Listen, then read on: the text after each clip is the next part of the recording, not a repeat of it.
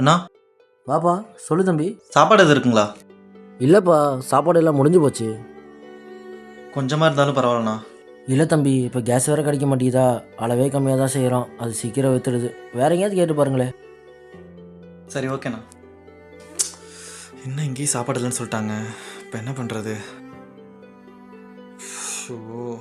Hello. டேய் தம்பி, வீட்டு வாடகை வேற கொடுக்கணும்டா. காசுன்னு எதுவும் போடாமல் இருக்க, கொஞ்சம் பார்த்து போட்டுவிடேன். மா, நான் தான் 2 நாள் தரேன்னு சொல்லியிருக்கேன்லம்மா. நானே ஆஃபீஸ் டென்ஷனில் வெளியே சாப்பிட வந்திருக்கேம்மா. நீ வேற கம்முன்னு இருமா, நான் தரேம்மா. சரி சாமி. இங்கே கடை போட்டிருக்கு. அண்ணா, இங்கே பாய் என்ன கடை போட்டு வரலண்ணா? எங்கே போயிட்டாரு? ஆமாப்பா, கடை லீவு. கேஸ் தட்டுப்பாடுனால ஒரு வாரத்துக்கு முன்னாடி கடை லீவு போட்டு எங்கேயோ போயிட்டாரு. ஆள் இன்னும் வரல. சரி, ஓகேண்ணா.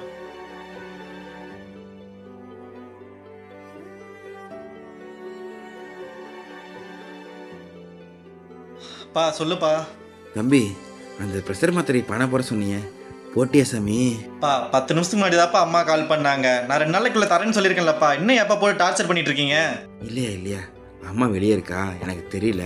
சரி, இது வேலையை கேட்டிருக்கு. அப்புறமா கூப்பிடு. முதல்ல வைங்கப்பா ஃபோனை.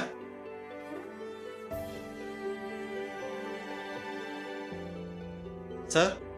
மிஸ்டர் கோபி, லஞ்ச் பிரேக் முடிச்சு ரொம்ப நேரம் ஆச்சு. இன்னும் நீங்கள் ஆளை காணோம். மற்ற ஸ்டாஃப்லாம் லஞ்ச் முடிச்சுட்டு எப்போயே வந்துட்டாங்க. நீங்கள் எப்போ வருவீங்க? சார், ஒரு 5 நிமிஷத்தில் வந்துடுவேங்க சார். கொஞ்சம் சீக்கிரம் வாங்க கோபி, எல்லாம் உங்களுக்கு தான் வெயிட் பண்ணிட்டு இருக்காங்க. வரேன் சார்.